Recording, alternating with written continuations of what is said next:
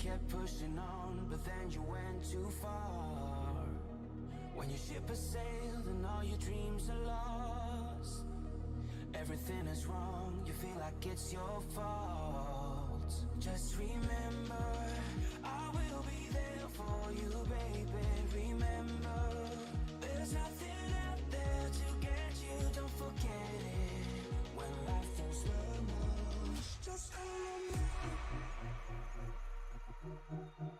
Just call me. Just call me.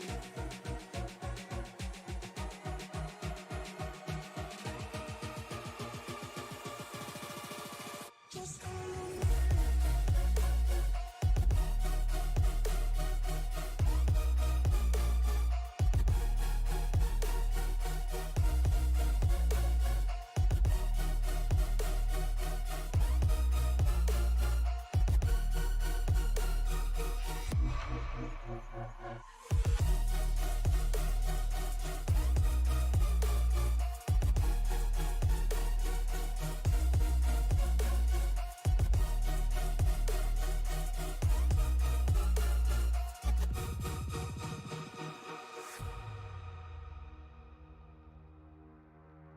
You're stronger now than you ever been.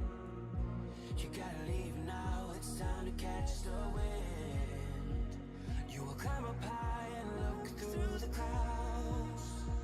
And when you're feeling low, I know you'll bounce back. Oh, and just remember, I will be there for you, baby. Remember, there's nothing out there to get you, don't forget it. When life throws lemons, just call me. Just call me. Just call me.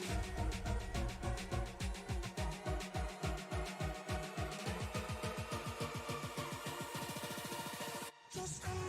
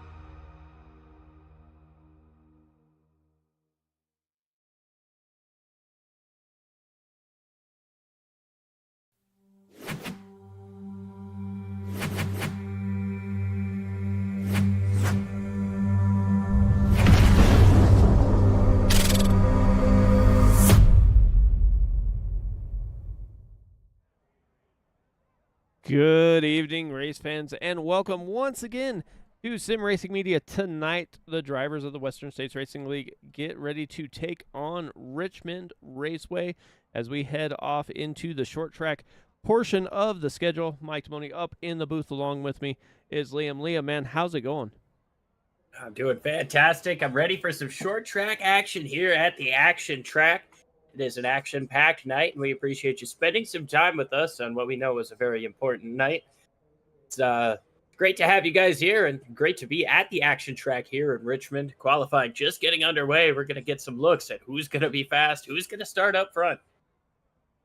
Yeah, definitely. As we see Bentley Glazer on the track, just finished up his run, it looks like. So he is at top of the board with a 21.69 right now, making his way back. The driver we need to pay attention to hasn't been out on track yet, and that's going to be Justin Michael. Justin Michael coming off back-to-back wins here, winning last week at Michigan. Led 31 laps, was able to bring home the victory. Ryan Steele wound up second. Lyle Swearingen in third. Justin Michael, 5 race wins this season. Super strong run for him. He's going to be hoping to continue that on. Look at Oppinger drifting coming up off of the corner. Still able to get 5th fastest on his second lap. Yeah, he went, he threw it all in there trying to get up on that pole position. We saw that he was one of the faster drivers out in practice. Lyle Swearingen also up there towards the top of the board in practice. First lap was a 22.81. Second time by, and we'll see where he winds up. Top of the board, a 21.68 for Swearingen. Blazing fast there, just a hair quicker than Bentley Glazer, who put down a 21.69. Chris Samard has got a 21.73. JTW with a 21.78. Michael Milfeld Jr., as of right now, rounds out the top 5, but we've still got plenty of drivers to go. That is one thing that I love about this Western States Racing League. They have an average field size of somewhere in the neighborhood of 36 cars. So they show up. I mean, even on the road course of Watkins Glen, they were showing up. 21.76 there for James Lehman as he goes by. Current points leader Ryan Steele, a 21.93 on his first lap. He's doing it all season. You know, he's been up front. He's been up in that top 5, but he hasn't quite been in the winning position just yet. Hoping to change that here today at Richmond. Right now with the 8th fastest time. Hoping that sticks for a top 10 starting spot. Butch Davis in that 43 machine. First lap was a 22.02. Second time by, good enough for P3. 21.72 for that 43 Chevy. Super quick there in the, I believe John Andretti, Bobby Hamilton, one of those two throwback schemes. A little bit of white up on the front, and then we've got the Oregon Ducks truck. Keith Smith getting out to start his run. Going to run high, wide, and handsome up in turns 3 and 4. Get as much speed as he possibly can on this first lap. But, Mike, from what I'm seeing so far, the second lap is really where you make the money. Get it? Yeah, it definitely seems like the second lap is where they have that speed built up in there, and they're able to make the better run here. First time by for Keith Smith.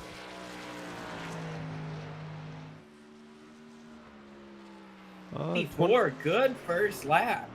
At 21.84, that is not bad at all. I think that's one of the quicker laps we've seen first time by, so we'll see what he can do on this second lap. Himself a little bit of a wiggle there in turns 1 and 2. Didn't seem to slow him down much inside the car. Going to slide big time off of turn 4. Not sure he's going to be able to improve at all on that second lap. Currently sitting, now he's fallen back to 10th place as some of these big hitters, Chad Simpson, Bob Beltrami, have put down their first or their second and first laps respectively. Now you look at Bob Beltrami. Yeah, Chad Simpson up there with the 21.83. Good enough for P8 at the moment. The 14 Toyota of Bob Beltrami. Second time by. Let's see if he can a little bit slower. Almost paired up numbers there. So maybe it was just the first drivers that were able to improve their time over the course of the run there.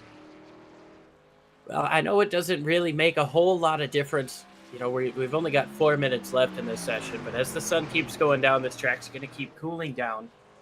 See Chad Stearns out here starting his run, going to complete his first lap. Still notable driver, Justin Michael, staying on the pit lane for now. He has registered. He is sitting there. He's just waiting.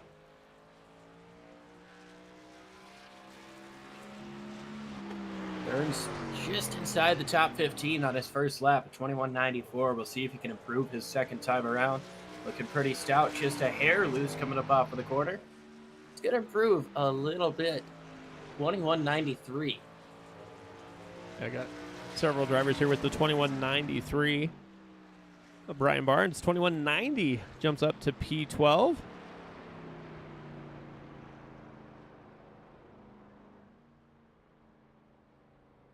Let's see who's going to go next.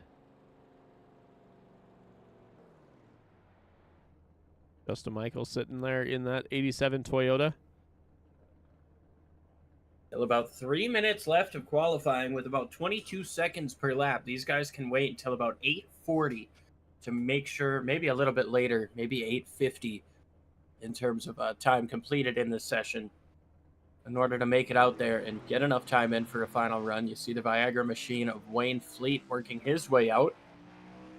Again, trying to take advantage of the sun going down just a little bit. The later on we get into the year, the quicker that seems to happen, the quicker this track could cool down.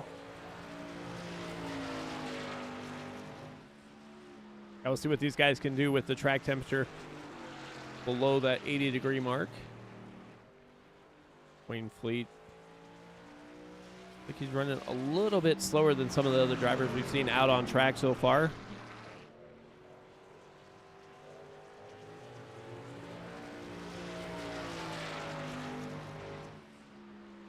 $22.96 first time by.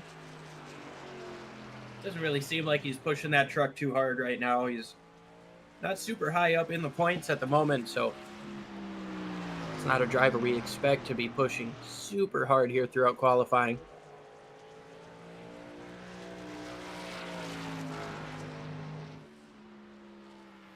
Looking at Wayne Fleet, he currently sits 34th in points, so he's going to be looking for a day where he can get out past some trucks. And here comes Justin Michael, quickest in practice. He's obviously won 5 times this year. He's won the last 2 back-to-back. See if he can knock off Lyle Swearingen with that 21.68, lap 1 underway. Yeah, definitely this is going to be the last week before those drop weeks start taking effect and we actually get a clear picture of the championship race. Justin Michael did miss 1 race, but of the races that are counted so far, Ryan Steele is just in front of Michael here. So see what it happens as he rolls off to the start-finish line. 22:37. Yeah, not too impressive, but he ran that way tippy-top in turns 3 and 4, trying to get as much momentum coming up off of turn 4. We'll see if the second lap sets for improvement, but a shockingly off-pace first lap for Justin Michael.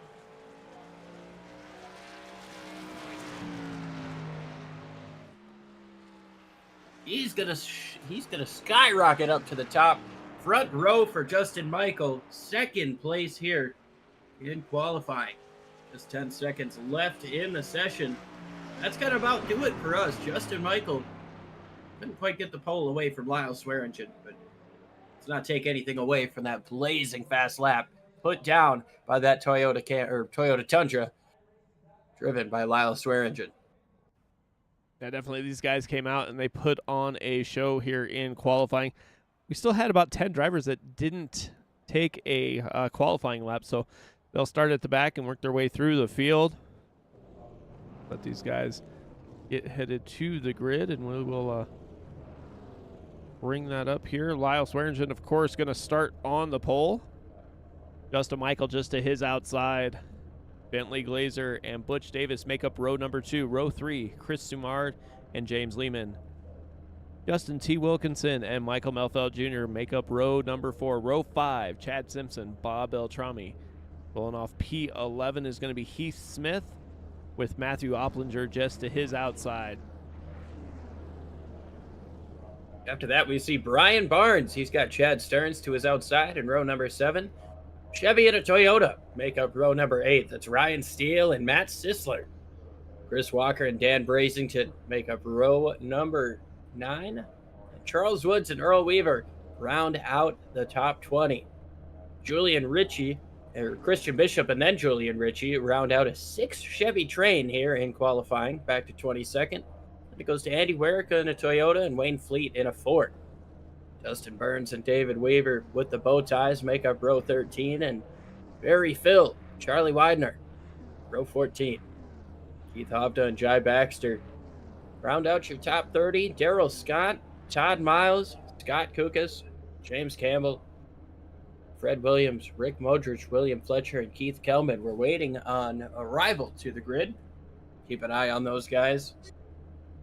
As of right now, we've got 34 starters ready to rock and rumble. Just waiting on a couple more. Yeah, some of these guys jump in, do a little bit of practicing, and decide they don't want to ruin anybody else's race, so they elect to start from the pits or call it a night early here, and we'll see what we can do with these 34 drivers that are on the grid, ready to rock and roll here. Lyle Swearingen and Justin Michael, 2 of the perennial leaders that we've had here tonight. Top 2 in qualifying here. Lyle Swearingen able to kind of steal that pole away. Justin Michael's quickest lap in practice was a 21.63. Lyle Swearingen almost a tenth quicker than he was able to run in practice for his qualifying run. That's essentially what put him on the pole. An update, Rick Modric, Keith Kelman, William Fletcher, and Fred Williams. They've elected not to start this race. So 34 trucks ready to rock and rumble here at the short track, Mike. As they get ready to go here.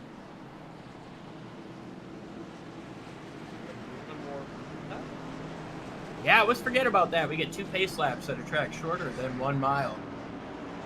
To make sure everybody can get settled in, get into their starting position, that they're not going to be way too far back. I mean, if you're only running 1 pace lap at a Bristol or Martinsville or something like that, that's going to really jack up the race start.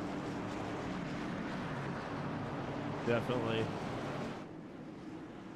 They get ready to come down the backstretch. They'll get these drivers their final instructions as we get ready to roll off and go short track racing. We are set for 160 laps, 80% fuel, 3 sets of tires in the pits. Will it be Lyle Swearingen or Justin Michael to lead them to the first lap? Lyle Swearingen with the button down and away. He gets a huge run down on the inside. Justin Michael caught a little bit flat-footed to see if he can carry momentum up on the high side.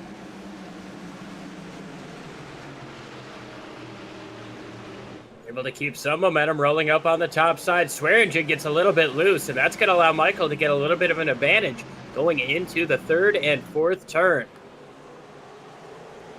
Yeah, it looked like Swearingen just had to catch his wheel there as it started to slide up. Was able to maintain the momentum. Didn't really lose too much, but Justin Michael was trying to take advantage there. Looks like Chris Sumard. Oh, like Swearingen did it again almost as Butch Davis is pushing it 3 wide in the middle. Justin Michael falling back a little bit up on the top side, not quite able to use that speed. And now Swearingen, nobody to his outside. We'll see if that extra racetrack helps him to not get so loose coming up off of the 2nd turn. That's the first 2 laps that he's had major wiggles coming up off of the corner. Looks like now lap number 3 is going to look a little better for him. Yeah, it looked like almost like his wheel got stuck, and it was, and he almost had to like jerk it free as fast as he was going around. JTW got a little loose there as well, had to catch that truck as it was sliding up the racetrack. And I would expect to see a lot of that tonight. This is not a very grippy racetrack, and if you use up those rear tires early by sliding them around, you're going to be in for a tough run. This track is very unforgiving on tires as Butch Davis makes a move for the lead. Yeah, Butch Davis, fastest truck on these initial laps. 21.91 for Davis. He takes the lead. Lyle Swearingen hanging on to 2nd. James Lehman up to 3rd. Chris Sumard 4th as Justin Michael fades back and is now running 5th position. Almost going to be pressured by Bentley Glazer here.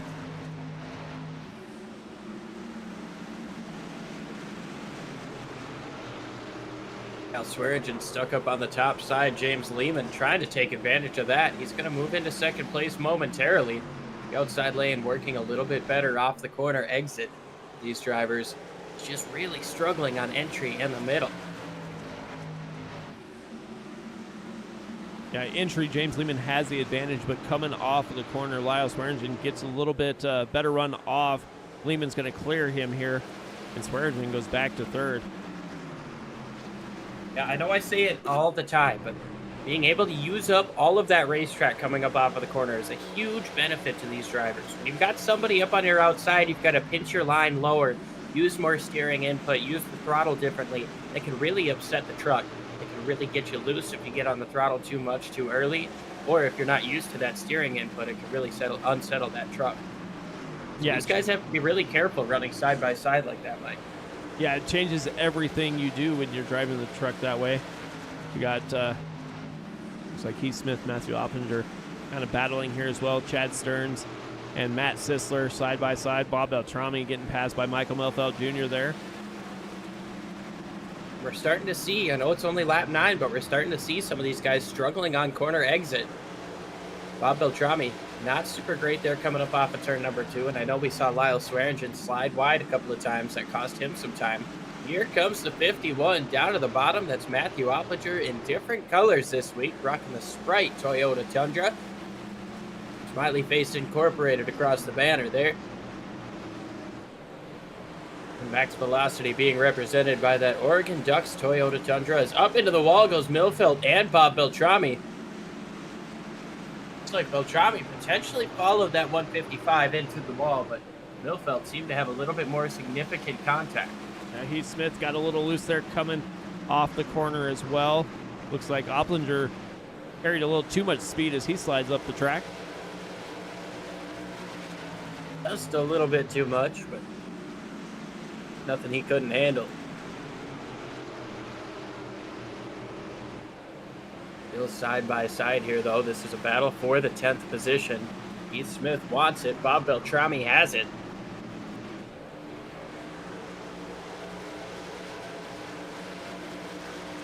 Yeah, the run off the corner is massive here as Beltrami gets away, and now Heath Smith is under pressure here from Matthew Opplinger down on the inside.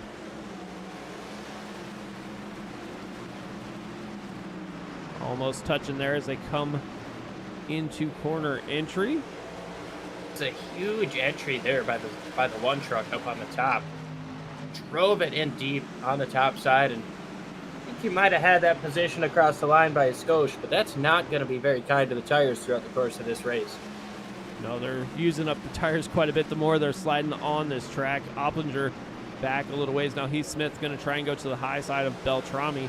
Looks like Scott Kukas had an issue jump to the pits, and he is going to be sitting there for a little bit as he's working to get that a 242 Chevy repaired. Now, hold on, Mike. I know I just said rocking that top side wasn't going to be super beneficial, but Heath Smith heard me. He must have, and is now actively proving me wrong. Got around the 51 up on the top side. He's driving it in deep, getting that corner roll through the middle, and getting the advantage on corner exit. He just went around Bob Beltrami on the top side, and now look at that 51, trying to follow him through, doing the same thing. Yeah, Opplinger saw how much ground Heath Smith was making, and that might be where the speed comes in, especially later on in these runs. Is maybe a little bit kinder to the tires here as you're able to roll through the middle of that corner. Barry Phil has gotten off the racing surface. He may be done for the day. We'll keep an eye on that. But Bob Beltrami still under fire. Chad Stearns up to the top side. Matt Sisler looks to the middle there. Is he going to have enough? But he's got Brian Barnes down to his inside trying to cut down. A lot of battling here in the middle of the pack. Butch Davis continues to lead, but James Lehman closing in inch by inch, but he's just about there up front. And James Lehman trying to follow him through. We have lots of battles going on mid-pack, but up front, guys are running a little bit different. Looks like Lehman's trying to maybe roll the corner just a little bit more than Butch Davis is. Butch Davis staying hard on that throttle. Completely different lines. Butch Davis goes way up the racetrack here. That's going to allow the 50 a huge advantage to the bottom, and it sounds like, maybe listening to a little bit of radio chatter, it wasn't Butch Davis fighting very hard. He was just letting that 50 go early on in the race. Knows it's early. Mike, to your point, those are two completely different lines that we were seeing. James Lehman in the 50 was running a little bit wide on entry, cutting down for a late apex, really setting his exit up. Yeah, he definitely was. Now we have more battle in here as Wayne Fleet and Chris Walker are battling, and we are yellow under caution here. Looks like Brian Barnes. Yeah, trouble in turn one down the front straightaway. There's Brian Barnes. Nose to the inside wall, and that's our first caution of the race here on lap 22. Okay.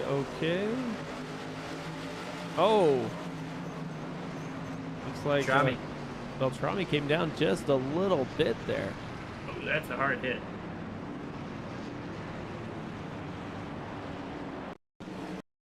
If we can take an onboard here of Beltrami.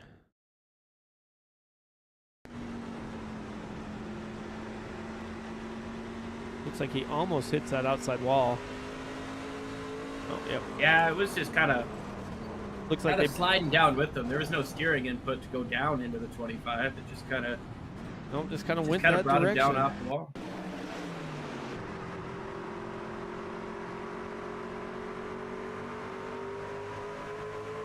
Looks like they both kind of were doing the same thing. Like a racing deal there. But with that being said, that throws us into some pit strategy calls, maybe. Yeah, Lyle Swearingen, Chris Samard.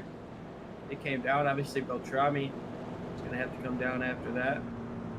Ryan Steele and Jai Baxter also in the pits this time around. Front, not a lot of takers. Might be trying to extend this race into a one-stop affair.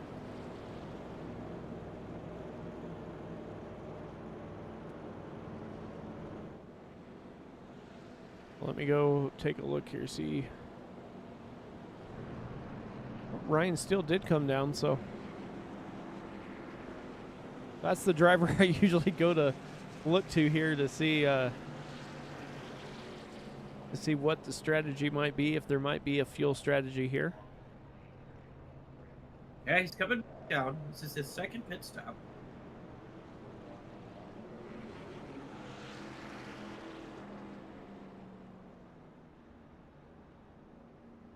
Wonder if he maybe got something Fuel they want only? to look at.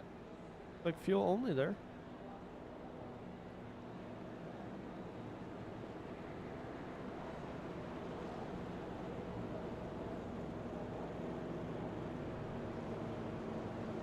Still pacing this time around.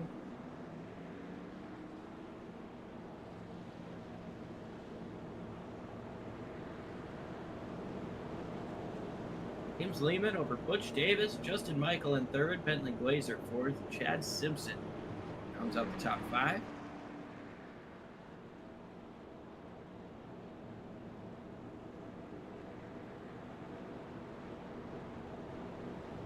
So they've been here 22 times in the Western States Racing League, dating all the way back to December 13th of 2010.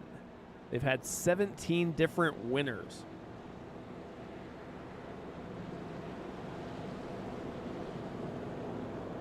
This is not an easy place to win at. The last winner was in November of 2023, and that was Charles Widener.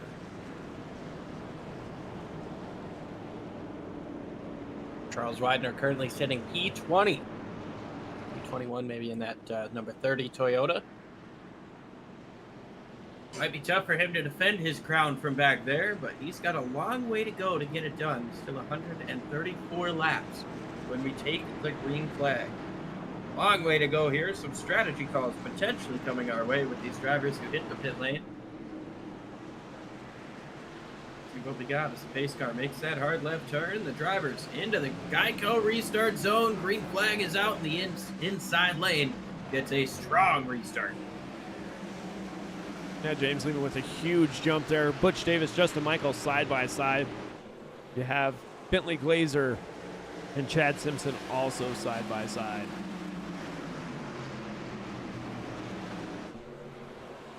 JTW almost looking to make something three wide there. Still side by side for second place. Butch Davis looks to have that advantage up on the outside. Justin Michael getting on the radio saying he's clear. So some, what did DW like to call it? Co-opetition here? Race manipulation? I don't want to say that. You know, it might make people a little uneasy. It's not race manipulation. It's just letting a guy go now, hoping that he'll maybe remember that later and won't drive you so hard. You know, I think that's an old Mark Martin tactic. It says, hey, I don't want to race you this hard this early in the run. Take that spot now, but when I'm quicker, just remember what I did. 100%. Michael Malfeld Jr. catching the back of JTW there.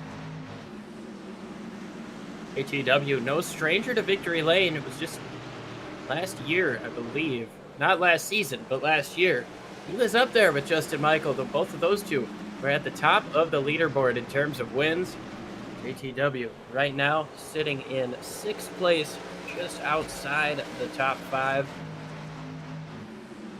Right now, he's looking for his first win on the season. Hasn't been too far off. He's got himself a top 5 this season, 4 top 10s. Chad Stearns going to the inside of Matthew Opplinger. Ryan Steele to the inside of Matt Sisler.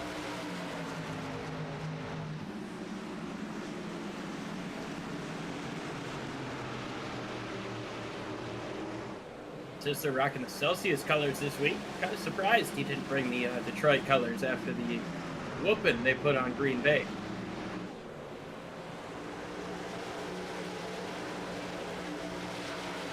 I wonder how long Keith Smith's going to rep the Oregon Ducks. Probably for the entirety of the college football season.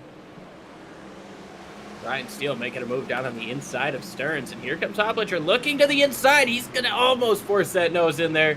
Gets on the brakes hard to prevent from hitting that 12 because the 12 was not keeping the door open. No, the 12 was not going to let him stay there. Steele is diving it in now on Chad Stearns, Michael Milfeld. What a move by Steele. He's going to get 2 in a corner as Michael Milfeld gets loose coming up off the corner. His truck seems to be off the pace.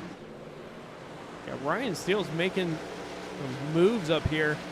Well, let's actually not forget, Mike, he did come into pit. Yeah. The only problem with that, if you're Ryan Steele, is you're a lap down.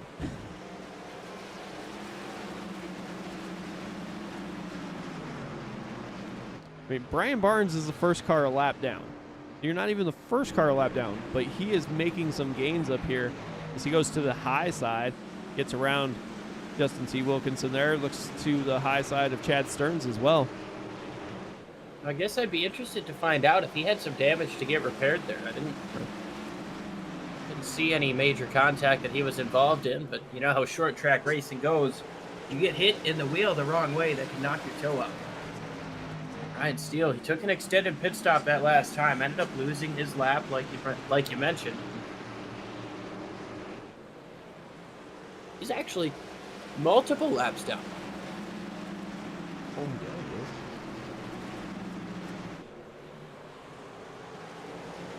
Currently sitting just about 3 laps down to the race leader. Ryan Barnes only 1 lap down. Ryan Steele's going to need some help. He's obviously got a fast truck. He's now working around second place Butch Davis. He's going to try to get one of them back the hard way. Yellow flag is out. He's not going to be able to. Lyle Swearingen goes around with Christian Bishop, and Wayne Fleet just gets around it. The 27 not so lucky.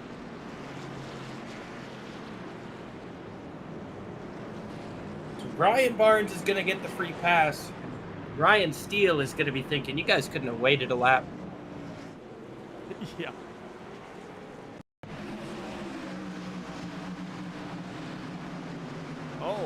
Oh man, the 99. Ricci got into the back of the 26 and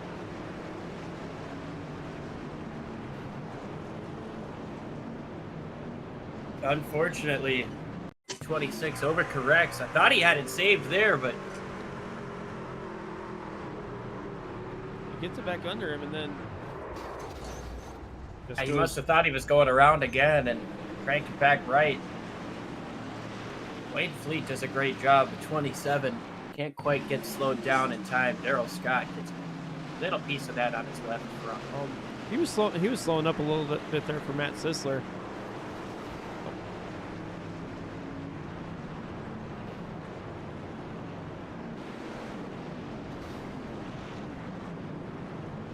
That could be a significant hit on the 68 machine. That could knock the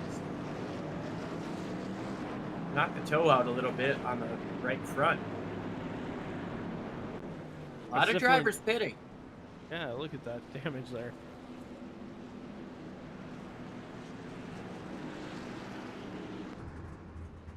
No fender at all. They got Chad Simpson, Justin T. Wilkinson staying out. Only drivers who have not hit pit lane yet. And with those drivers pitting, Ryan Steele moves up to the front. He's going to get one of his laps back. Going to get the wave around here. He's going to have to stay out, but it'll be on fresher tires than the leader.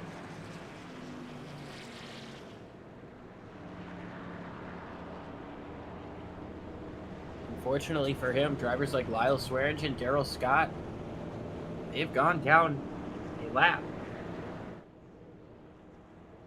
Daryl Scott's coming out of the pits right now, so he might stick in that free pass position in front of Ryan Steele.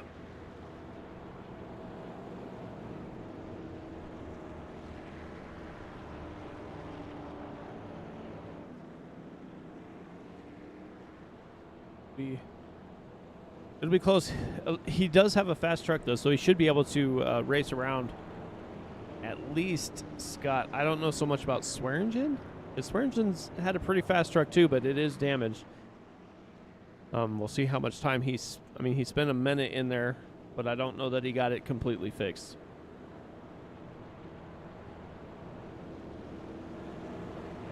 Definitely things we'll have to keep an eye on. Drivers like Lyle Swearingen in this points fight. He's up in 4th place, tied with Justin Michael. Obviously, this is before drop weeks are set in, but you'd rather finish up front as much as you possibly can and get rid of the bad races you've already had. You can't afford to have another bad race at this point. Yeah, no. I mean, 15 races are completed. This is 16 out of 20, I believe. And yep.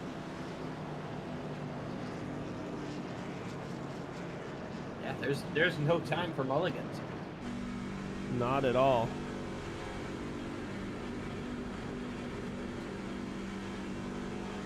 On board with Chad Simpson for this restart. Maybe look back and see what the action looks like. Potentially let you guys hear the sights and hear the sounds of your favorite drivers.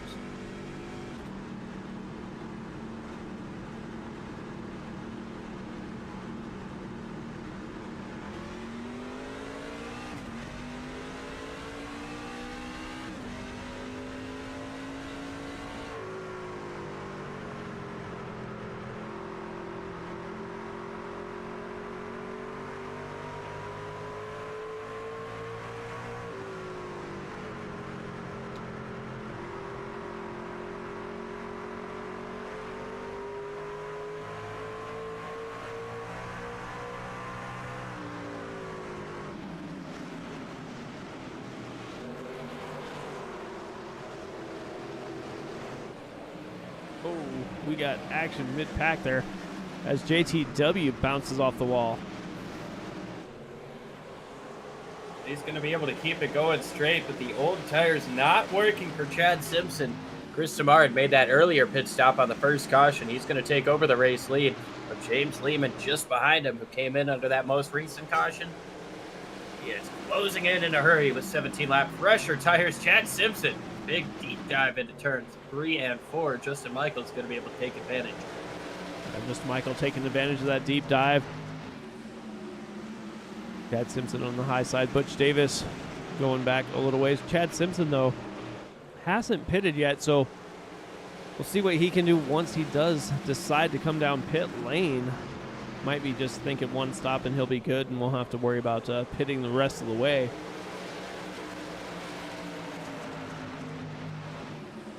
James Campbell brought that number 15 back into the pits.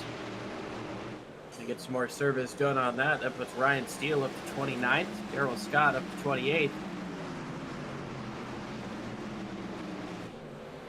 Melfeld Jr. down to the inside. Heath Smith also going to try and follow him through as Chad Simpson is emerging positions here.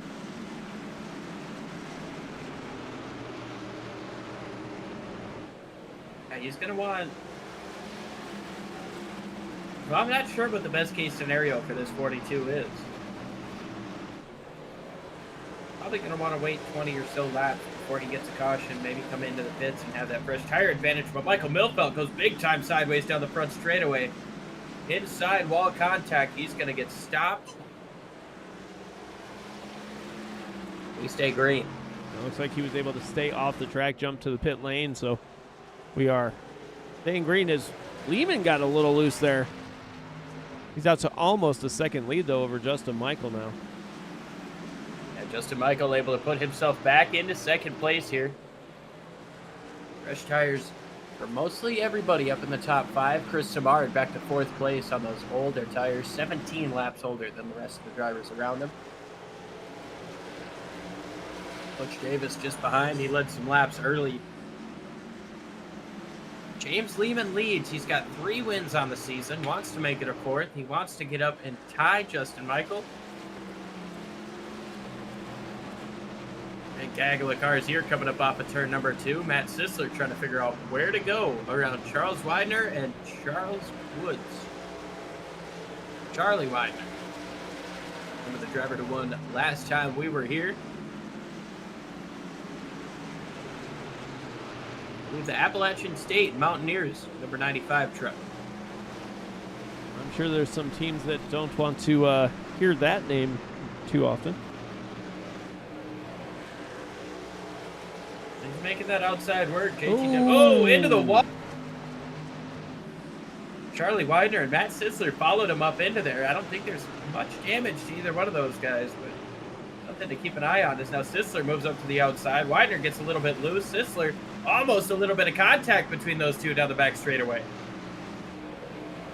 Yeah, Sisler, Widener, JTW, and Bob Beltrami seeing this all happen in front of him, and he's kind of wondering where he wants to go, as these guys have that, almost have that diamond pattern that Dave Regal always talks about. Hard the wall goes Widener.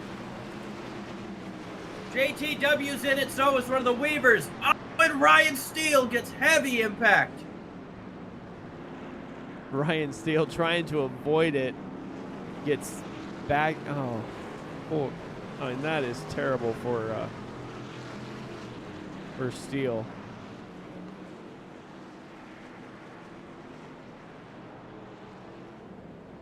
I believe that all got started with 19 and the 95. Coming up off of turn number 2. They hooked together somehow. I'm not sure. 19 was one of those drivers who did not come into the pits. Oh, Widener starts drifting up just a little bit. Didn't hold his brakes, and that got Ryan Steele.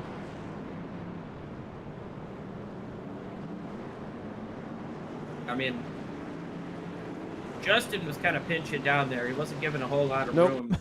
He was not moving at all. But it almost looks like there's a bit of a reaction. Like, I'm sure they were going to hit, but it's a bit of a reaction from the inside truck before the contact is made. Might have been a little netcode situation. I think you're probably right. Let's see if we can take a different look here.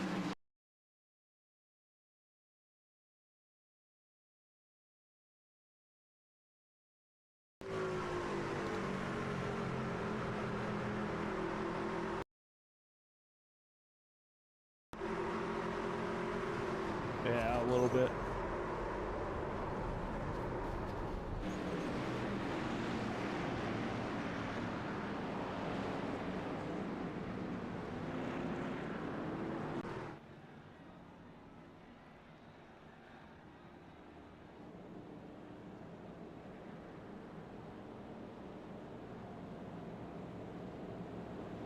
A caution out once again here at Richmond.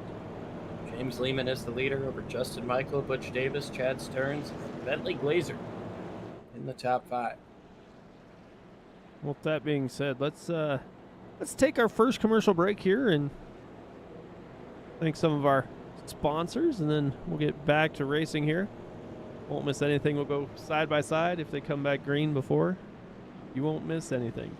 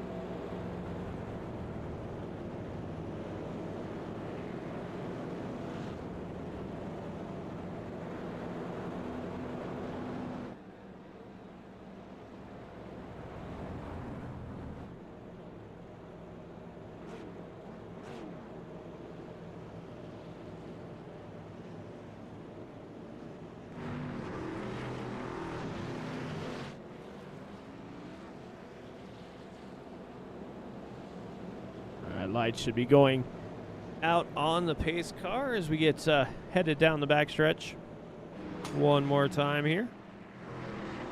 Said you guys didn't miss anything. We had a single car spin that brought out this last caution. Stacked him back up and we'll be ready to go. Taking green on lap 67 here. And not quite halfway yet.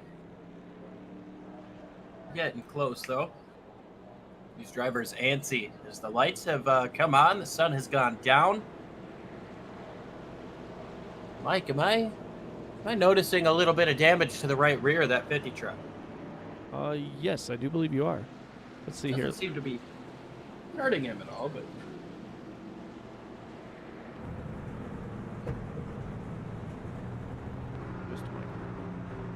yeah, just a little bit there. And not too much. Should be a single file restart as we're getting started here. You see Lyle Swearingen pulling down to the bottom. Going to let these guys all go by.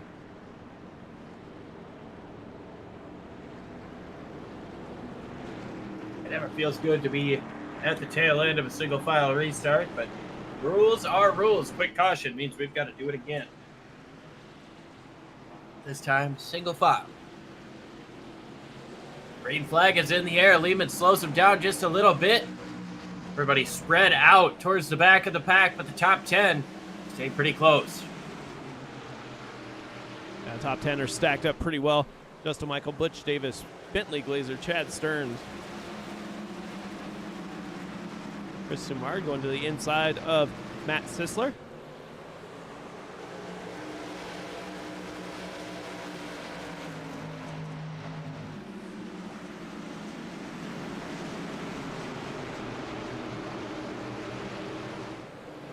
It's amazing how these guys can stay that close to each other for so long and not even touch.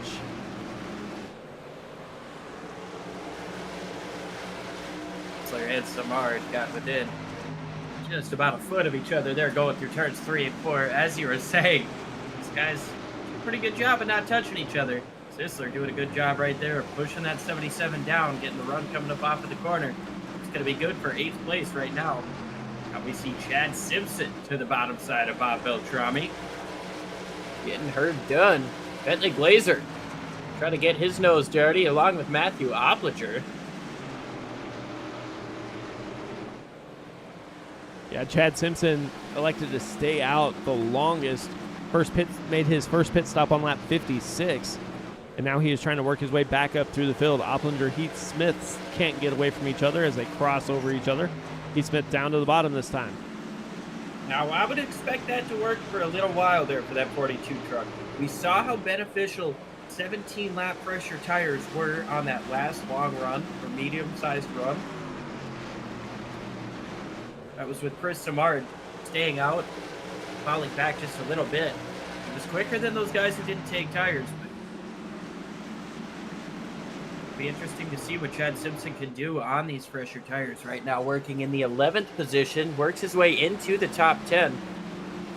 Definitely getting his nose dirty right now as he works clean over the top side of the 40 truck there. That's Charles Woods. Next one he's looking at is Chris Samard.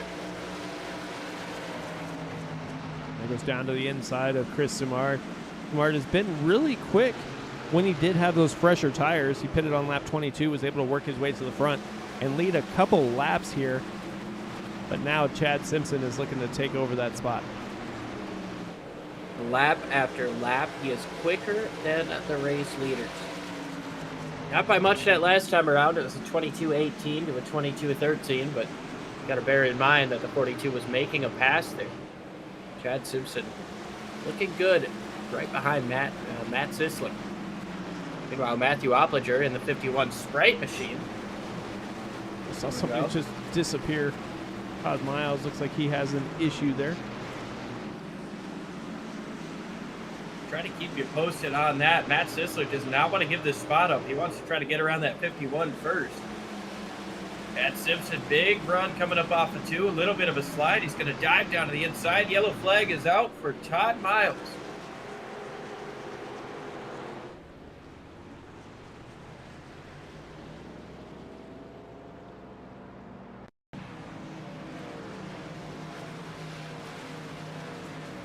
Mike, this might have been a classic case of you can't hit what you can't see. That's exactly what it looks like. There he goes. Yep, I'm sure that was a situation of him blinking in and out on somebody's screen, or potentially not even just being there, and his screen registered some contact, whereas the other one did not register the car there. Everybody's coming in though, except for Chad Simpson. Charles Woods, Bob Beltrami stay out as well. All of your front runners coming in here just shy of halfway.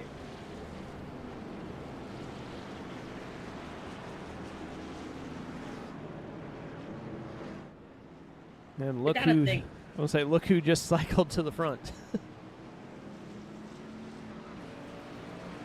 He's got a lot of guys staying out with him at this point. We'll keep an eye on who decides to come in the second time around. We have seen some drivers who like to wait until the second lap so they can start towards the back. So far, looking like everybody's staying out up front. Bob Beltrami and Keith Hope, they're coming in.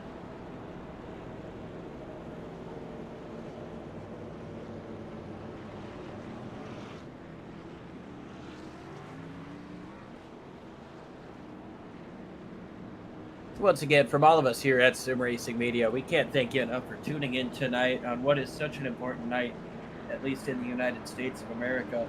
We can't thank you enough for spending some time here with us watching some incredible Truck Series action. If you're impressed by what you see, hit that subscribe and maybe even hit the bell so you never miss a race. We've got phenomenal racing. I think we're up to 7 nights a week now, maybe 6. Either way, we've got you this offseason. We know there's only one Cup race left, only a couple of Formula One races left. IndyCar's been done for a couple months. We've got you. Got you covered. Got you strapped.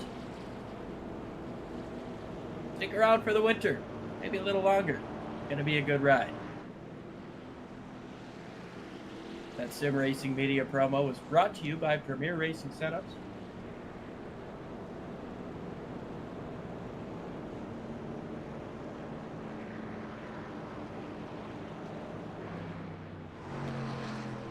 But what do you do if you're up here in the front now after all the rest of the drivers came down pit lane? Chad Simpson usually runs up front. Not too big a deal for him. But you have Charles Woods, Chris Walker, Earl Weaver, guys that, Chris Walker we haven't seen in a little while. Usually see him on a different style of vehicle here, but I mean, what do you do if you're these guys? Do you try and give up the spot, stay out of the way, or? Well, I think Chad Simpson's in an advantageous position. He's got the race lead. The 2 drivers behind him are on a couple lap older tires, 17 laps. We did have a couple of cautions in there sprinkled, but those guys are on a little bit older tires. You got Weaver in the 46, who I will admit, while he is a fantastic driver, we're not used to seeing him up front. So that could potentially slow down the drivers like Lehman and Justin Michael on these fresher tires, allow you more time to let that equalize out. It's a 20-lap difference, and a lot of those laps are under green, though, so you've got to get away as quick as you can. I don't know, Mike. Let's see what he does. Yeah, pace truck is in. Chad Simpson down and away like a rocket, has almost a half-second lead before they hit turn 1. That restart there for the 46. He's going to get up in there deep. Almost some contact there with the 87. He's got a huge run coming up off of turn 4. Look at Butch Davis down at the bottom. The 23, nowhere to go. He's stuck in the middle. Stuck in the middle, not where he wants Butch to. Davis around down the front straightaway. Caution's going to go out. Matt Sisler spins down the front, too.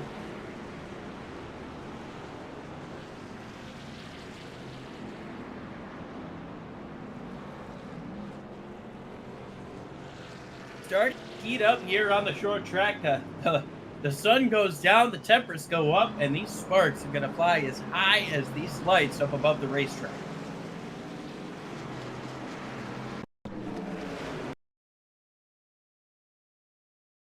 Tempers definitely are heating up here Try to see what happened coming up off of turn number 4. It looked like Butch Davis just kind of got loose up all on his own. Maybe he wasn't quite sure if the 4 was going to be there and jerked it left. Oh, Almost entirely on the straightaway. Look at the 50 getting loose just in front of him. Matt Sisler's going to get a contact from the 23, who moves up to kind of get out of it. Chris Samard gets into the side of the 93. That's potentially where some of that anger came from, or misunderstanding, potentially. We were hearing on the radio, the 93 not pleased with the 73. See if we can go back to Matt Sisler there for a minute and see who hits him. I believe it was the 73. That's who he was upset with. The 77 didn't quite hear that full message. He thought he was angry at him for that tap. nothing That was there not for the that case. one, but Matt Sisler's going to get hit by the 73, I believe. yeah, Matt The producer Sisler to jump it on over. to the right guy. Yeah. So the 93 goes up into the wall, bounces off the wall, and the 23. Oh yeah, the 23 doesn't really even come up. Not really, no. Looks like the 93 just tries to squeeze it in there, puts himself in a bad position. And I mean, maybe the 23 did come up just a little bit, but somewhere after Matt stops here, yeah, he's going to get hit, and that's who he was upset with. let's see. Oh yeah, the 73. He's trying to slam on the brakes, try to turn it left. He didn't think he had the space to move right. Once he locked it up, you could see those tire tracks. Once he locked it up, there was nothing he could do.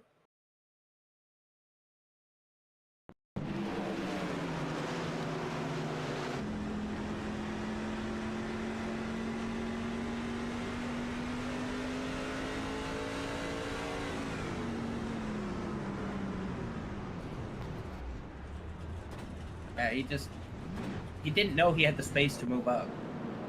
I think he was a little scared of who was up on the high side, and then by the time he realized he couldn't make it all the way down to the bottom, there was just nothing he could do there. Yeah, and I mean, the last thing you want to do is end up making the crash bigger by moving up into somebody and taking out 2 more trucks, but you know, it was just kind of an unfortunate deal. Yeah, and I get it. You know, obviously we're not trying to sit here and create a beef. There's no beef. Sisler was just upset because, you know, it's short track racing. You get turned around, about ready to get going, you get hit again. You're just like, man, that sucks. I mean, you're definitely saying a lot of different words, but I can't say those on sim racing media.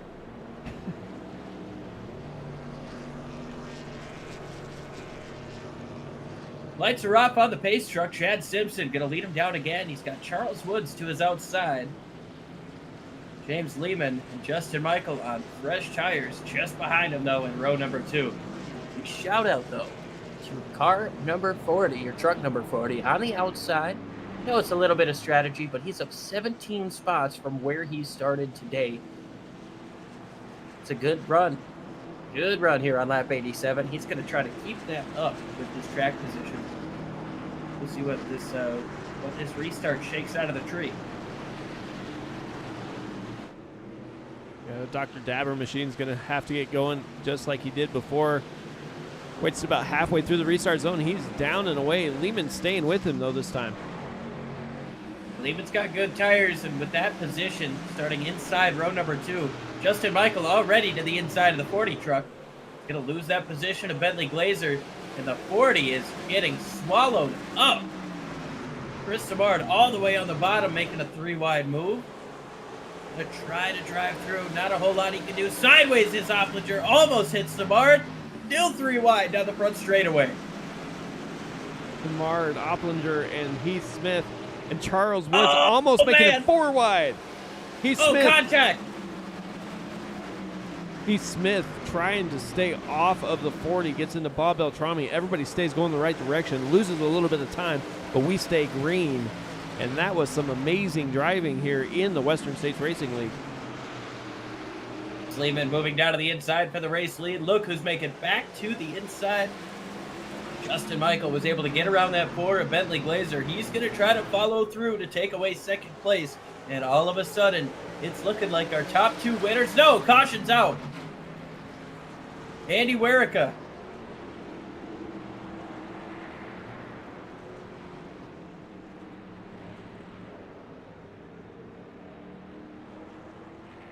Tell you what, Chad Simpson may have just been saved by the flag. Not for much longer, but I saw Bob entering pit lane. I'm like, oh crap, what happened to Bob?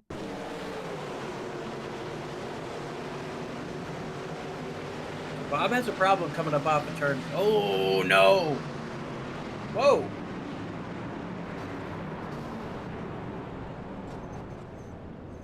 Might need to unpack that one more time. Yeah, let's see Bob Beltrami here.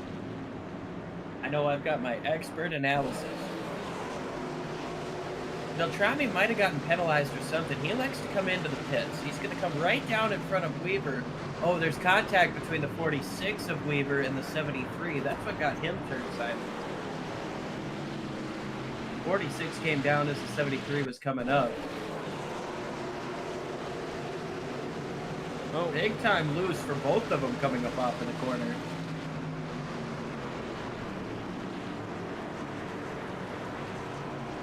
Oh.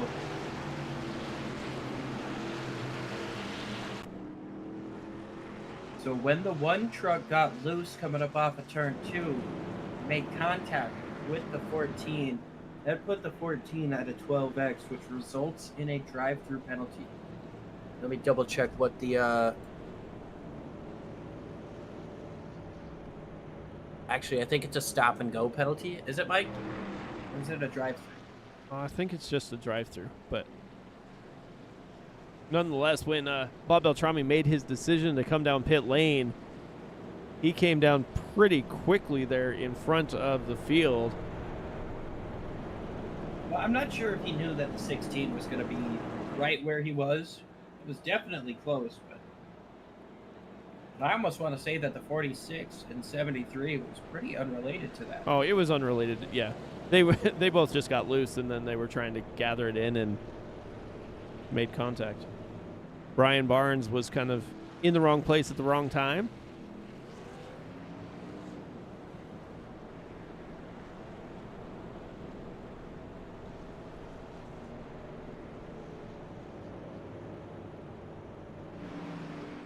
Well, let's see. We started the race. We started practice with 38 drivers. 34 took the green flag. We have Barry Phil, Scott Kukas, Julian Ricci, Wayne Fleet, and looks like Charlie Widener all calling it a night. Michael Melfeld Jr. has been on pit lane since lap 49. Ryan Steele still sitting on pit lane as he's getting that 12 Chevy repaired. He's pulling out of his pit stall now. Lyle Swearingen, another one who's still staying on the racetrack right now, trying to use some of this attrition to gain some points back. I mean, it's not ideal, but if you can make this race better than 3 other races. I mean, and that's the nice part about having this such a huge field.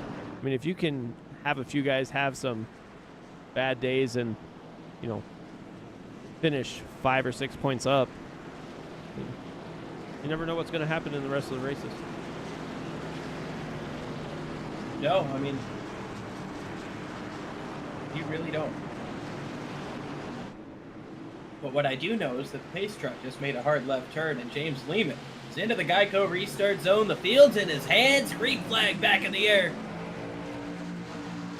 Justin Michael strong on the inside, and, well, I was incorrect. Chad Simpson was not saved by the bell. Lost the lead to James Lehman. Justin Michael tried to make it happen on the inside. Guys fanning out big time coming up off of turn number 2. Yeah, these drivers with some fresh tires are trying to make it through. Justin Michael, Chad Simpson trying to stay on the high side. Bentley Glazer back there as well. Simpson does have a little bit, I wouldn't call it an advantage, but he's not disadvantaged as much as he would have been. Without all of these cautions, without all of these heat cycles on the tires, that kind of equalizes them out, because every time they get hot, they get soft, they get greasy. Every time they get cold, they harden up. And And the more cycles these tires go through, the worse off they're going to be throughout the course of a run. Chad Simpson kind of getting an advantage with all of these cautions, as now you see Bob Beltrami unfortunately could not take his penalty with when the caution fell. Had to do it under green. Yeah, Bob Beltrami came down. Ryan Steele came down. Both those guys battling to try and get some laps back here. Now, Bob has the benefit. He is in the free pass position right now. 20th position, the first truck 1 lap down. So if a caution comes out that does not involve him, he will get that lap back. However, he's got to hope that nobody else gets lapped before he gets the opportunity to get that free pass. See Ryan Steele just in front of your race leader. Just put down the fastest lap of the race, actually. He's not going to threaten Bob Beltrami here because he is already numerous laps down. He's currently sitting 6 laps down in the 25th position. Yeah, Butch Davis a little bit loose up on the top side. Sorry, Mike. Yeah, it kind of goes back to when that caution fell and what happened with him getting involved in it. He was sitting there almost in that lucky dog spot after taking the wave around and just got caught in that that caution and kind of set him back again as he had to go down and get that truck repaired. So he's been battling it all night, trying to get back any amount of points he can. Still finds himself a few laps down as we are under caution once again. Like JTW is involved this time. I'm down the front straightaway. Seems to be a single car incident. A little bit of damage to the left front of that car, but not sure if that's from this or from something earlier.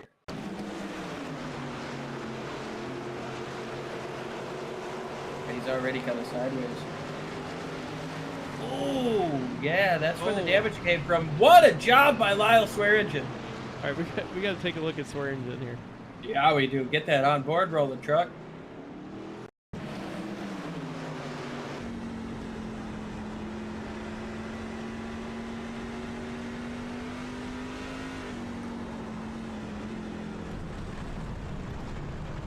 Keeps it off of everything and gets it rolling again. A little bit of landscaping, but no harm, no foul. With hardly any time to react and having to go exactly the opposite way that you would have wanted to go as the truck slammed into the wall. Lyle Swearingen with the save of the night so far.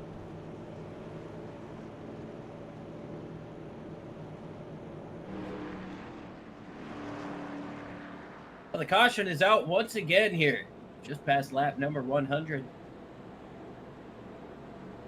James Lehman leads over Justin Michael, Chad Simpson, Matthew Obliger, and Bentley Glazer. Round out your top 5.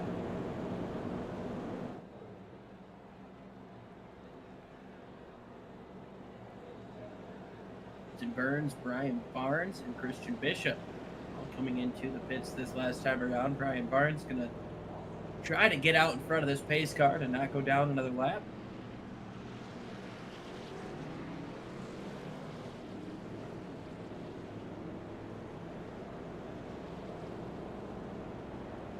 Bob Beltrami, free pass truck. He's going to get back to the lead lap.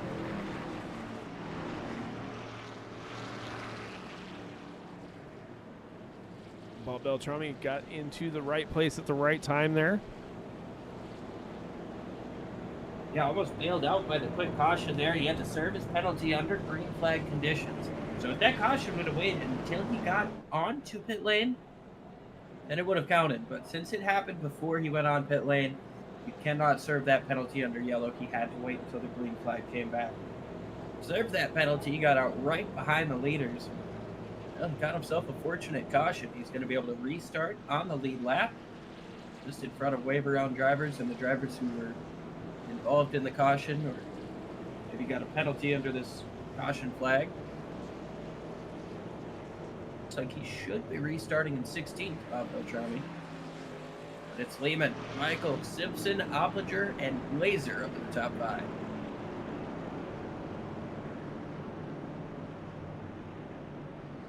The roll off tail end of the field.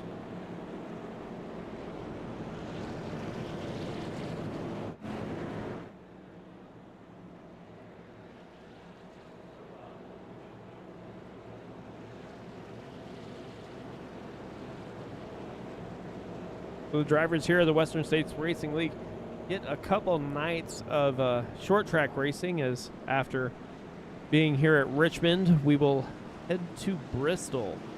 So next week, another short track. And I cannot wait for Bristol. These guys are going to be absolutely insane on those high banks. Bottom lane's going to be good for a little bit on the starts. It's going to be good for trying to send slide jobs. I can imagine. I mean, if we're thinking tempers are playing here, which they haven't even yet. We've still got 54 to go. Tempers are going to be through the roof next week at Bristol. And so are ratings. Ratings are going to be great. They're going to be tremendous. His truck pulls in. Lehman leads him down. Green flag back in the air. Strong start out of Lehman. Justin Michael, like he got snookered a little bit. The cops are beating on Liam's door there.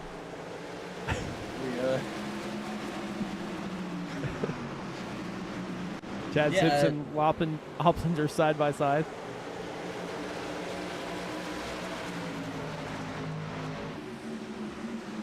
Turns out I've been illegally streaming sim racing media.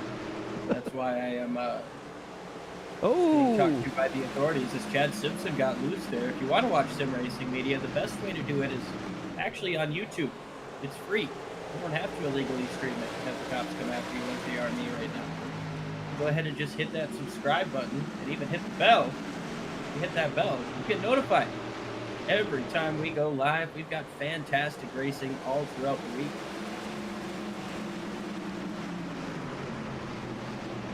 Chad Stern's trying to work his way up through the field.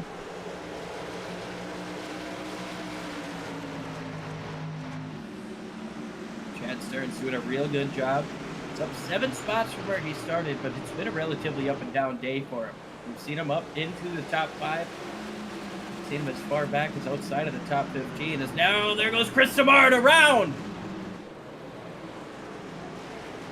Tamard went in there deep. It looked like he was going to try to get to the inside. Locked up the brakes. Oh, and there's Andy Werica sliding into another one. Brake pedals on the left.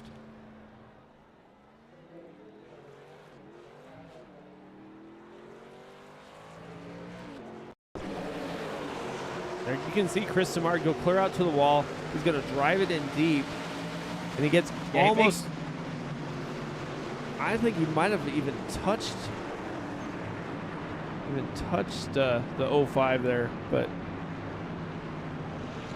Made a really late move to try to get down to the inside.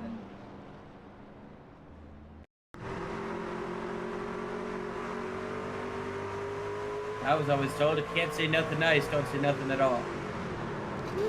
Chris Samard gets in there. There might have been a little contact, but I think the jabbing on the brakes is what got him loose. Contact with him in the one. And, take a look here from Heath Smith's view.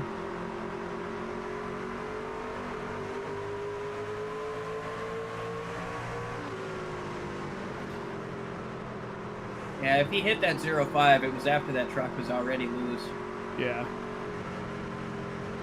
And just because we can, maybe let's go on board with the 73.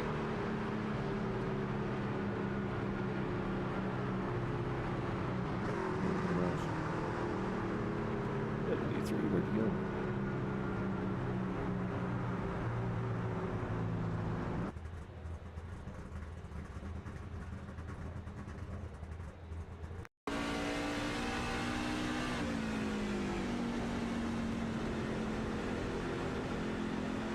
I mean, you can see he has damage on the left side there. Yeah, that truck is not doing well after the previous contact. And at that point, you know, this track is, it's so small. When you're going down these straightaways, you really can't see deep into the corners. So, I mean, he's going in there running his normal line. The first indication he has of anything wrong is that caution light coming on up on the top side. By that point, by the time you see that, 77's already in your line. There's just not a lot of reaction time with the corners of this tight. Definitely not. So Several drivers come down pit lane. Most of the leaders, Opplinger, Sisler, Charles Woods, Jai Baxter, Earl Weaver, Justin T. Wilkinson, Keith Hovda, Chris Walker, Bob Beltrami, and Dustin Burns all stayed out. So 10 drivers stayed out on this last caution. And an interesting thing about this, Mike, is that these drivers have all pitted ranging from lap 76 up to lap 103 up in the top 10. So it's going to be some differing strategy up in the front. But with 10 drivers between fresh tires and your race leader, definitely the possibility for some laps to run through and for Matthew Opplinger to be able to hold on to this race lead for a while. Get a caution in, 20, 30 laps. I wouldn't say 20 on the safe side. Opplinger comes in for fresh tires. You could have something to say here at the end. Yeah, I think if you're Opplinger, you pretty much are going to stay out no matter what, because you know everybody who came in on lap 112, they're going to stay out the rest of the race. So kind of have to take what you got here. Here we go on the restart. He is down and away halfway through the restart zone. It's a huge jump. Looks like we have a battle back here, and everybody's going every sort of direction. Chad Simpson able to take advantage. Gets past JTW. Oh, not JTW. Justin Michael tries to go through the middle 3 wide. Not going to quite have enough space. And around goes Chad Simpson. No caution yet. He's off the racetrack. Tough break for Chad Simpson, who just came in for fresh tires. No caution. Butch Davis was almost around. I think that's kind of what led to that. Oh, and around goes Heath Smith in the 1 truck. Caution's going to come out. All right. Let's go back and take a look at the in here first issue.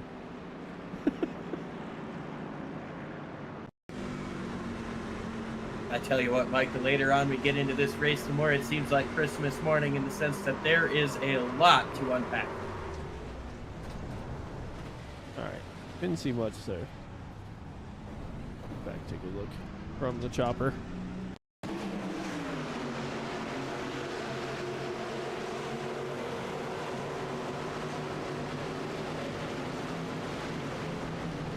Butch was loose behind him. Yeah, Butch was loose behind him. I thought it was in front of him, but nope. And then we have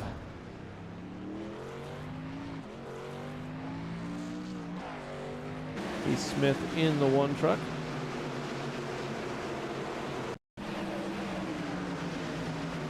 This is the one that brought out the yellow flag. Yep.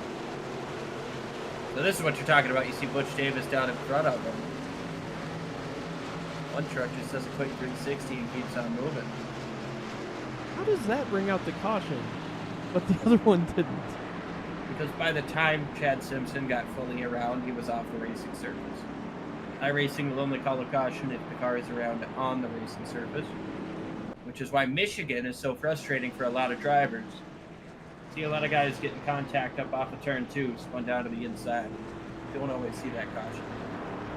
Well, while they're rolling around here under caution, let's take our second and final break tonight. We'll go side by side. You won't miss anything as usual as these guys get their final caution, hopefully final caution and pit stop in. We'll be back after this.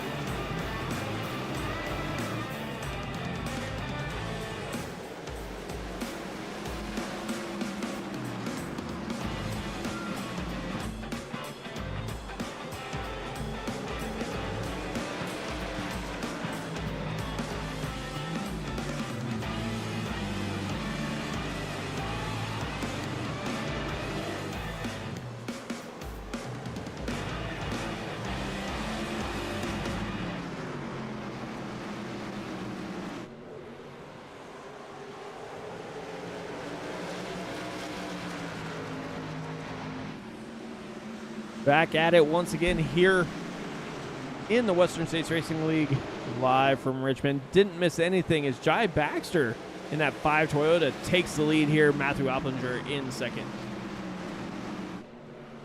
Jai Baxter doing a real good job. He chose not to qualify in this race. Right now he's sitting out here. Came in last on lap 103. He's only got 9 lap older tires than James Lehman, who's moved his way up into 3rd place. Well, side by side now with Sisler as they are battling behind him. JTW, Bentley Glazer, and Justin Michael try to find a way through. Matt Sisler does not want to give this position up. Looks like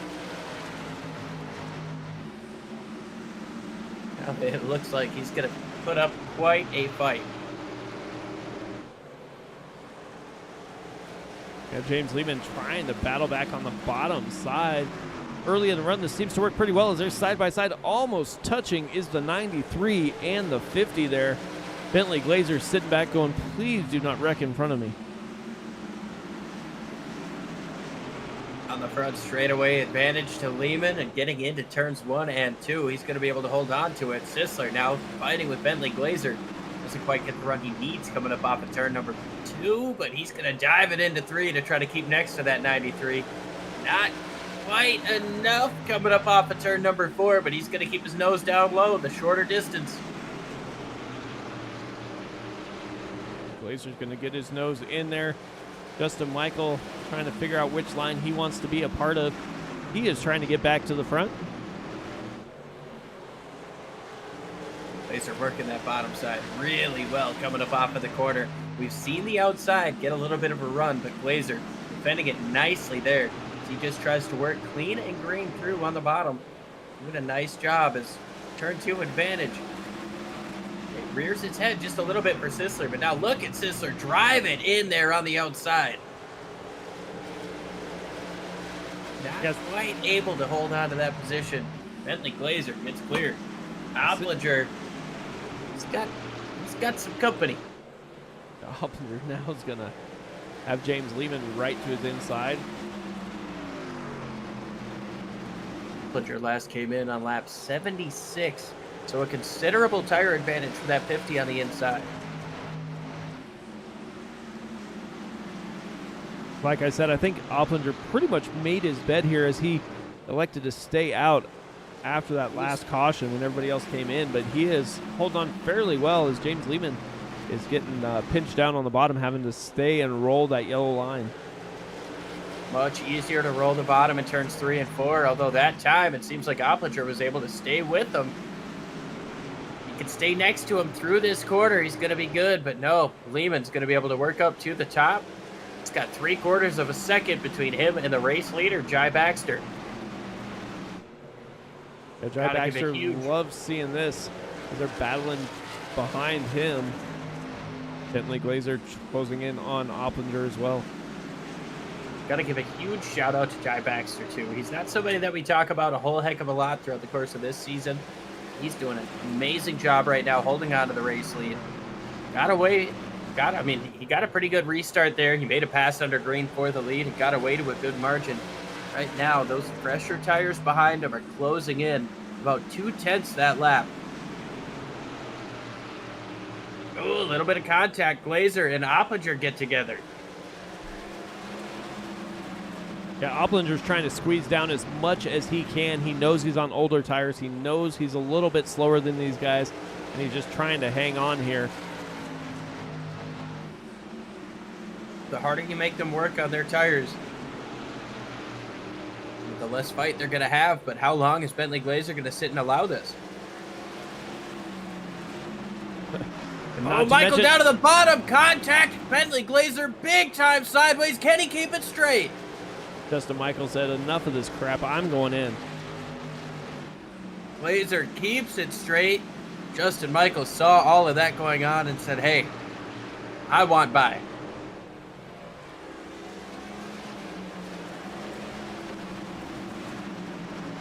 Three wide contact there. Jai Baxter, James Lehman side by side for the race lead.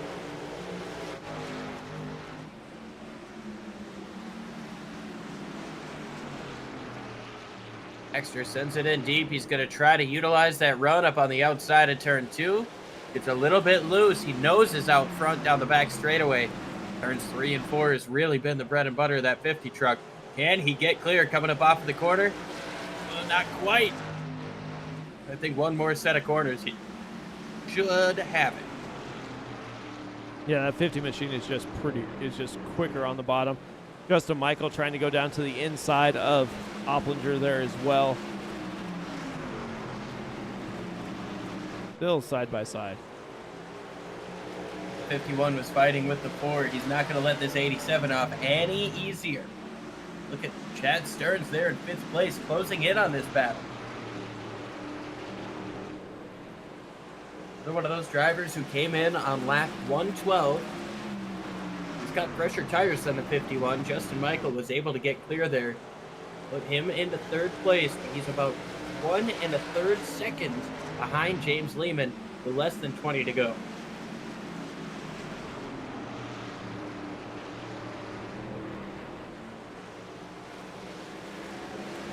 Bentley Glazer trying to battle back towards the front here. Butch Davis just behind him. Now, that was a huge slide for Bentley Glazer when he got sideways there after the contact from the 87 of Justin Michael, getting in there 3 wide. Notice a little bit of sliding coming up off of turn number 4 that last time for him. Could that be the advantage that Butch Davis needs to get up there? While Chad Stearns gets to the inside of Matthew Opplinger, seems like those tires are starting to falter, really falling off at this point. Yeah, it looks like they are falling off. Looks like he's not able to hold them down as much as he was before.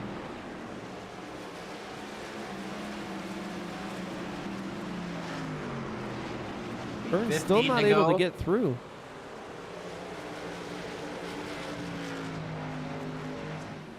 Guy Baxter has finally fallen off of the race leader, James Lehman. He was sticking around pretty close for a couple of laps. Now he's really starting to struggle on these older tires. James Lehman, meanwhile, the quickest car on the racetrack these last couple of laps. Justin Michael, a very close second, but with traffic, it's going to be a tough ask here. 14 to go.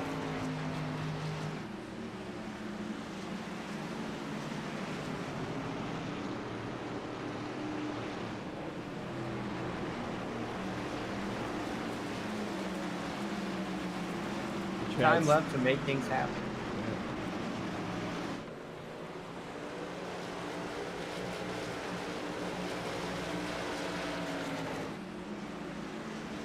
Right now, Lehman is just basically set sail here. He's found himself in the right position here, got by Jai Baxter, and has second lead over Jai Baxter and almost a second and a half over Justin Michael here. And Michael hasn't really been able to close in these last couple of laps. He's going to need to get this pass done quickly and then need a miraculous 10 laps to get this job done.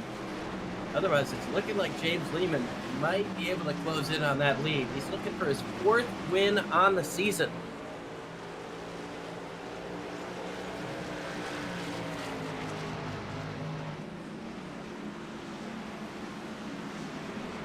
One of them got up into the wall that might have been your leader, James Lehman, down the front straightaway.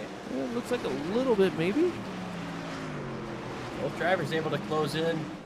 He's starting to catch up to lap traffic. That's going to be Brian Barnes, 25, just in front of him. 10 to go. Last time around, it was a couple of tenths quicker. Lehman's not going to be able to use up all the racetrack that he wants to coming up off of turn number 2. That's going to slow him down a little bit more. Yeah, but as he gets by Brian Barnes, he also is going to put another car between himself and Justin Michael. It is good. He's got 3 more in front of him in terms of lap trucks. Brian Barnes gets out of the way for second place. They still can't use up the racetrack that they want to. Advantage going to go to Lehman. Not for very long.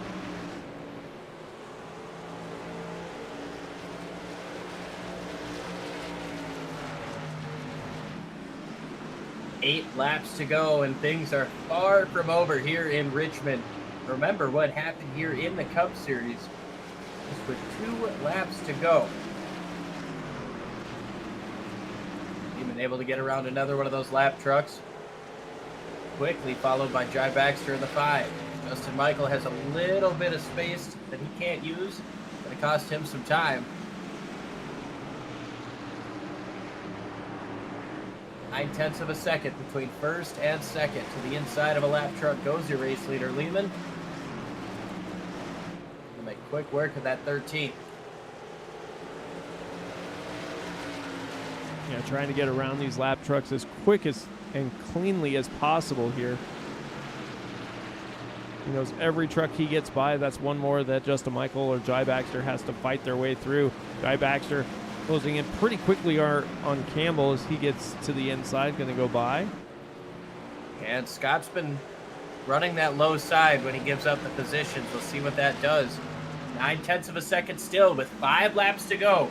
Justin Michael has a bit of separation from second place, but no lap trucks in front of the 50 truck for right now.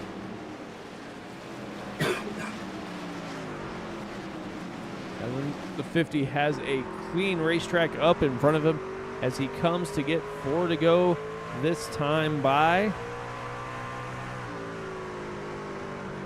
4 laps to go, 3 miles. We continue the countdown. It's still 9/10 of a second. These guys virtually equal first and second.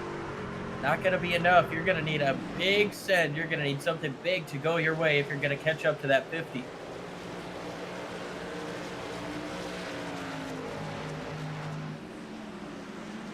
It's going to be a huge ask here. Bob Beltrami trying to get another couple positions here. Looks like Charles Woods go by Dan Brazington for a position.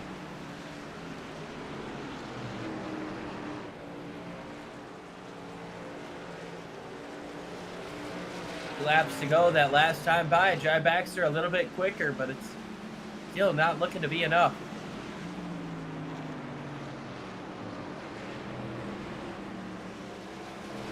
Two to go down the backstretch into 3 and 4. James Lehman has got to be loving the view out his front windshield. White flag in the air. Final lap here at Richmond Raceway. 50 Chevrolet has been looking strong all season. Earlier this year, he won 3 out of 4.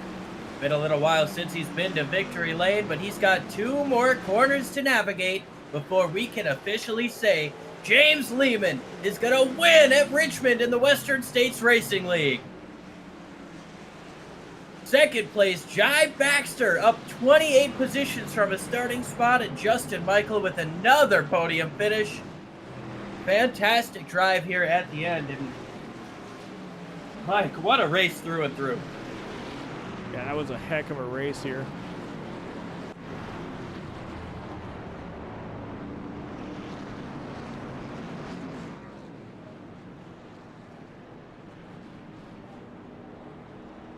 James Lehman continues the stretch. There's only been 2 multi-time winners this season. Justin Michael and James Lehman. I believe Lehman has missed 3 races. So all 3 of those should go to his drop weeks.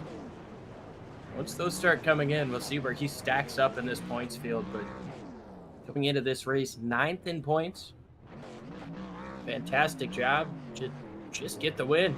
Maximize the points gained. Definitely as he is burning it down there. The old victory lane. Richmond doesn't really have a victory lane anymore. They just set it up on the front straightaway, but used to have a big checkerboard there where they would set up the signs. The driver could just drive straight in off of the racetrack.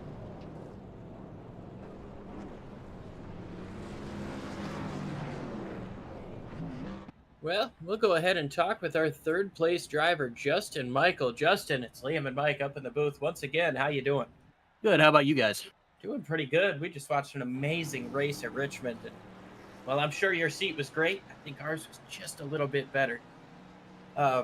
What was the truck like? It seemed like you were blazing fast once again. You come home 3rd. How did it feel in there? Yeah, I mean, you had to kind of drive like an eggshell under your pedal. It was getting loose at the end, off the turns, and I'm really not that good here. And I mean, a third's really good for us.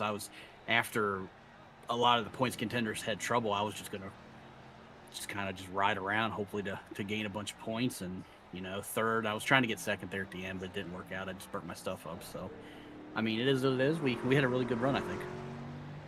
You definitely had an amazing run. You got up front, you led some laps. What was it like in clean air versus getting behind some other trucks? Was there a major difference here at Richmond, or did it feel pretty similar? I think it felt pretty similar, but I'm the wrong guy to ask for this track. I'm just not a short track guy. So, I mean, James would probably be able to tell you better than I can. He's really fast here.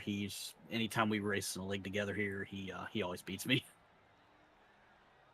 Well, Justin, you had a strong showing today, third place. Obviously, drop weeks haven't come into factor yet, but you just keep clicking away spots in those points. How do you feel about your championship hopes this season? Do you think this year you can get it done?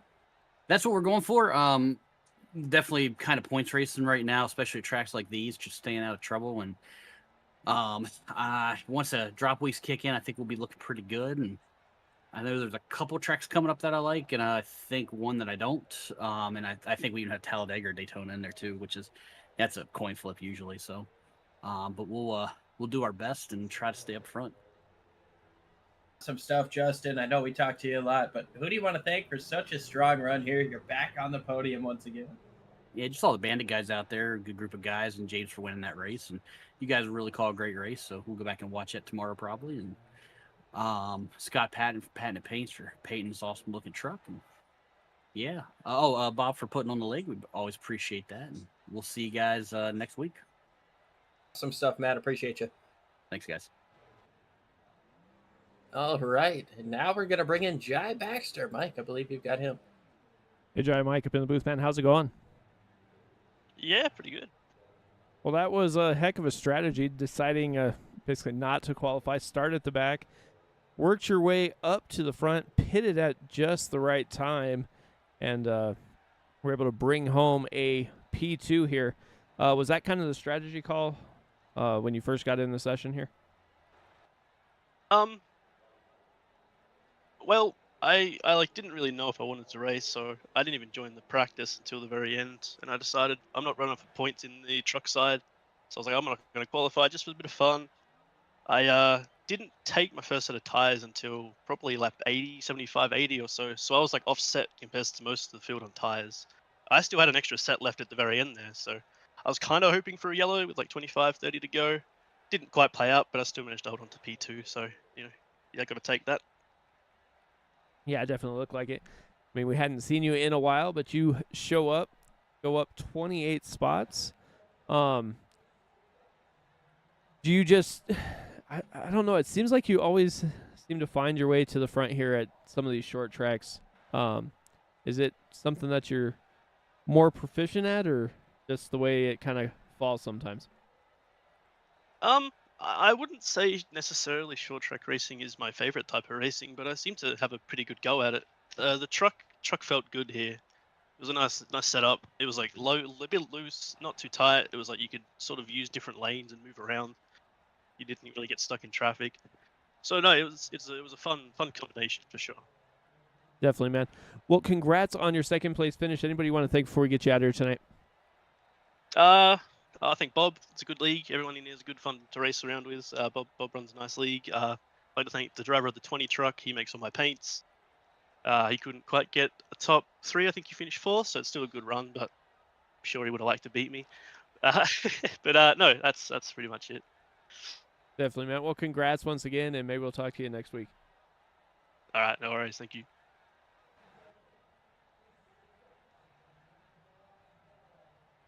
All right, and then last but not least, we've got our race winner, James Lehman. James, been a couple weeks since we talked to you on this step, but man, you're back. How's it feel? Feels good, man. Thank you. You had a super strong truck here today. You led some laps early on. You had a heated battle with Justin Michael, but you seemed to carve through that traffic better than he could. Just separate yourself. What was it like driving that truck through traffic and on different strategies? Honestly, it felt pretty stable. You know, you just gotta don't let your tires get too hot, and just be patient. You know, especially sitting there with I think Matthew I sat side by side for like 6 laps. You just gotta be patient, just wait, and just know when you can put it to the floor coming off a corner. You know, so it felt good. I loved it. It was probably one of the best races I've had here at Richmond. So Yeah, I mean, you definitely, it seemed like you passed the most cars with pit strategy, kind of falling towards the back and racing your way up through. What was it like on that final run? You had to get around the 5 truck of Jai Baxter, somebody you might not be used to racing on these trucks, short tracks late in the race. it's just a matter of just sitting there and waiting, seeing what line he was gonna run, and just running the opposite. That's the only way you can really pass here in Richmond without moving somebody out of the way. Is you just gotta if they dive it in bottom, you gotta arc the corner a little bit harder just to get a run off. So you gotta know what you're doing behind the wheel mainly. Well, James, we look at your stats right now. You've run now 13 out of 16 races, so we assume those 3 that you missed will be your drops. But your stats look pretty similar to somebody like Justin Michael. You've got 8 top 5s, 11 top 10s. This is your 4th win on the season. Do you think you've got a claim to that championship? You think you can get up there and get it? I'm trying. It's probably one of the most competitive leagues. Like I'm not gonna sit here and tell you that this was just a walk in the park for me. Like I actually have to try and race hard and consistent to be good at this league, be good in this league. So like I'm shooting for it because winning a championship here with WSRL goes on a long way in the racing community. So I'm shooting for it. I'm trying. Definitely put a good shot together here tonight with a dominating win. One of the fastest trucks all night, James. Who do you want to thank for such a strong run here? Just thanks to Bob for putting on a great league. Thank you guys for broadcasting. Look forward to watching this tomorrow. And thank you to everybody at Max Speed that always comes out and races at this league and makes it bigger. And looking forward to next week. Where are we next week, by the way? Bristol. Bristol, baby. Oh, no, dude, I'll be lucky if I get the top 15. I'll be honest. Awesome stuff, James. Thanks for joining us here tonight. Congratulations once again on the victory here at Richmond. Thank you. You guys take care. What a show that was here. I mean, we had it all. We had long green flag runs. We had cautions after cautions. We had differing strategies. In the end, James Lehman gets his 4th race win of the season. Yeah, we had a little bit of everything, all sorts of different strategies. Would have been interesting to see what would have happened if we would have had that caution that came out that almost everybody seemed like they wanted with like 30 to go or so if everybody came down and reset the whole field. But nonetheless, we had a lot of drivers work their way through the field. Jai Baxter up 28 spots, Christian Bishop up 13, Chad Stearns up 10. I mean, tons of movers and just a regular good race here from the Western States Racing League as we head off into Bristol next week. Absolutely. Like you said, Mike, everybody wanted that caution with about 30 laps to go, but nobody was quite willing to cause it. It led us to a clean and green finish, which we always appreciate here, to let the racing play out as it's supposed to. It was a good show. Like you said, we had a little bit of everything. Definitely. So we'll go through the race results here. James Lehman winning the race, Jai Baxter second, Justin Michael back into third, Chad Stearns, Matthew Opplinger, Bentley Glazer, Butch Davis, Christian Bishop, Matt Sisler, Chad Simpson round out the top 10. Then you go back to JTW, Bob Beltrami, Dan Brazington, Charles Woods, Earl Weaver, the top 15. Keith Hovda, Chris Sumard, and Dustin Burns round out the top 18 as we turn the page here. After that, we've got Brian Barnes and Chris Walker rounding out our top 20. Lyle Swearingen, your pole sitter, was able to muster up a P21, but not the day he wanted. David Weaver gets P22. Ryan Steele, also one of our points leaders. Well, he was our points leader coming into this race. An unfortunate 23rd place finish. Todd Miles just behind him with Daryl Scott.